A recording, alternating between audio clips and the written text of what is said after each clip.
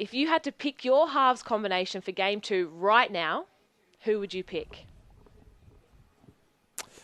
Me, if I had to pick my halves combination right now, I'd be going back to the future. I think you go with James, and I think you go with Mitchell Pearce. I know a lot of people will be critical of that decision, but I think we missed Jimmy's ability to be not flustered in those circumstances. He'll back himself. He might make an error. He might miss a tackle, but we wouldn't have lost our way if Maloney was on the field.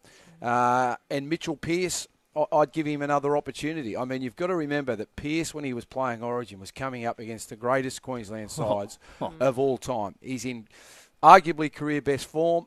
Some people will say that he hasn't excelled under pressure on that arena. I think, given this Queensland team that he would play against, I think he'd do an outstanding job. So that'd be who I'd be looking at this moment.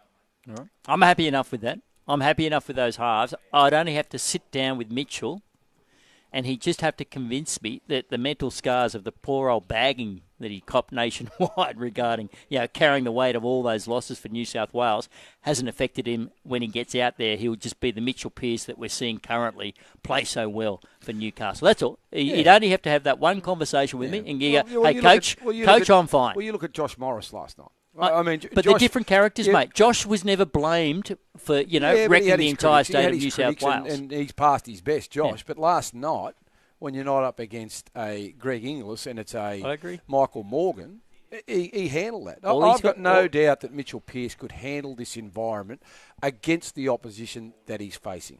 I'm with you. He's just got it. All right. Coach, I'll be fine. That's all. I think at times, he hasn't handled the pressure.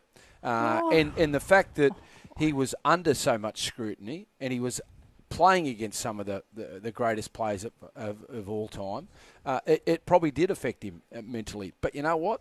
They're no longer there. They're no longer there. So he would come into this environment. He'd fit in straight away. And I think he's going as well, if not better, than any other player in the competition. There you go. Well, who was the surprise packet for you out of Game 1? Ben Hunt. Ben Hunt was the surprise packet. I always thought he was a really good player. I always thought that hooker was his best spot, and in particular in rep football. But to see how he got through 80 minutes, to see him work so hard in defence, and to see, more importantly, how he inspired his teammates with his will to win, I thought that was exceptional. And to play 80 minutes, to make 53 tackles, yes, at times his passing game wasn't as crisp and as sharp as a Cameron Smith or a Damien Cook. He was a threat out of dummy half with his running game. Defensively, he was great, and he also provided a threat with his kicking game. Well, the surprise for me was that nobody in New South Wales surprised me. And that was the problem. And my surprise for Queensland was the blokes like Jai Arrow, blokes like Josh Papali, blokes like Ben Hunt, Dane Gagai did it again.